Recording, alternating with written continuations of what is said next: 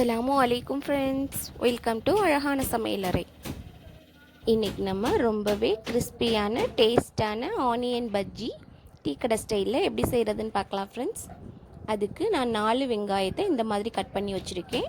கொத்தமல்லி, பச்சை மிளகாய், கருவேப்பிலை இது எல்லாத்தையும் நல்லா பொடியாக கட் பண்ணி வச்சுருக்கேன். வெங்காயம் ரொம்ப நைஸாக நறுக்கணும்னு அவசியம் இல்லை ஃப்ரெண்ட்ஸ், நான் நறுக்கியிருக்க அளவு இருந்தால் போதும். இன்றைக்கி ஆச்சி பஜ்ஜி போண்டா மிக்ஸையும் கடலை மாவையும் கலந்து தான் ஃப்ரெண்ட்ஸ் பஜ்ஜி செய்ய போகிறோம். அப்படி பஜ்ஜி போண்டா மிக்ஸ் சேர்க்கலைன்னா நான் ஏற்கனவே ஹோம்மேட் பஜ்ஜி போண்டா மிக்ஸ் போட்டிருக்கேன் ஃப்ரெண்ட்ஸ், அதை பார்த்துக்கங்க, அதையும் சேர்த்துக்கலாம்.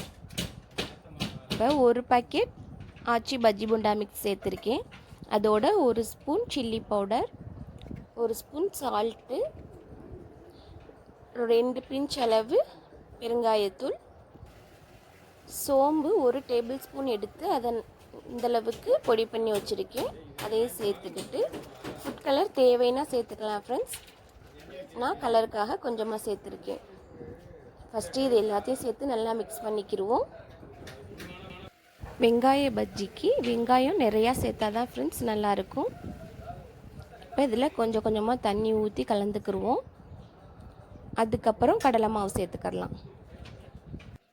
இதில் நல்ல பெரிய சைஸில் இருக்க வெங்காயம் 4 சேர்த்துருக்கேன் ஃப்ரெண்ட்ஸ்.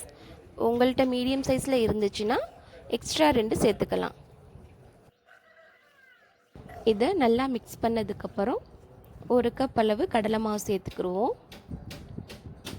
அது 150லேருந்து 200 கிராம் அளவு வரும் ஃப்ரெண்ட்ஸ். அதையும் சேர்த்து கொஞ்சம் கொஞ்சமாக தண்ணி சேர்த்து பஜ்ஜி மாவு பதத்துக்கு கரைச்சிக்குவோம். மாவு ரொம்ப கெட்டியாகவும் இருக்கக்கூடாது, தண்ணியாகவும் இருக்கக்கூடாது ஃப்ரெண்ட்ஸ். கெட்டியாக இருந்தால் போண்டா மாதிரி ஆயிரும், தண்ணியாக இருந்தால் ரொம்ப எண்ணெய் குடிச்சிரும். கரெக்டான கன்சிஸ்டன்சிக்கு கரைச்சிக்குவோம். நான் கரைச்சி காமிக்கிறேன் பாருங்கள். இன்னமும் கொஞ்சம் கெட்டியாக தான் இருக்குது பாருங்கள். உருட்டையில் கொஞ்சம் போண்டா மாதிரி இருக்குது, அதனால் இன்னும் கொஞ்சம் தண்ணி சேர்த்துக்குவோம். இதுதான் ஃப்ரெண்ட்ஸ் கரெக்டான கன்சிஸ்டன்சி. எல்லாத்தையும் சேர்த்து நல்லா மிக்ஸ் பண்ணதுக்கப்புறம் லாஸ்ட்டாக ஒரு 2 பிஞ்ச் அளவு ஆப்ப சோடா சேர்த்துருக்கேன். அதையும் சேர்த்து நல்லா மிக்ஸ் பண்ணிக்கிடுவோம். ஆப்ப சோடா ஏற்கனவே பஜ்ஜி போண்டா மிக்ஸில் சேர்த்துருக்கோம் ஃப்ரெண்ட்ஸ். அதோடு நம்ம எக்ஸ்ட்ரா கடலை மாவு சேர்த்ததுனால அதுக்காக இந்த ஆப்ப சோடா மாவு சேர்த்தா தான் ஃப்ரெண்ட்ஸ் உள்ளே சாஃப்டாக வரும், இல்லைன்னா கல்லாக வந்துடும்.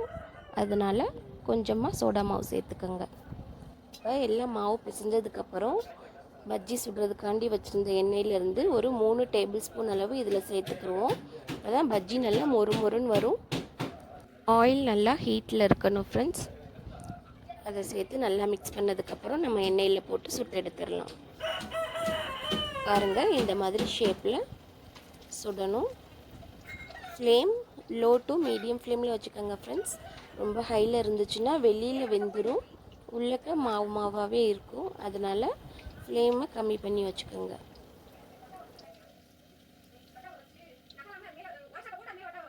ரெண்டு பக்கமும் நல்லா திருப்பி போட்டு உள்ளெல்லாம் நல்லா வேகிற வரையும் ஃப்ளேமை கம்மி பண்ணி வச்சு வேக வச்சு எடுத்துக்கலாம் ஃப்ரெண்ட்ஸ்.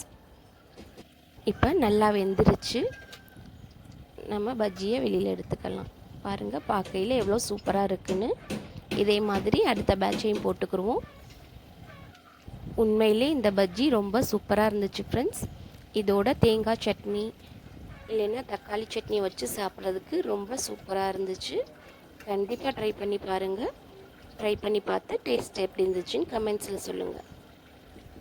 இந்த வீடியோ உங்களுக்கு பிடிச்சிருந்தா லைக் பண்ணுங்கள், ஷேர் பண்ணுங்கள், மறக்காமல் சப்ஸ்கிரைப் பண்ணுங்கள். தேங்க்யூ.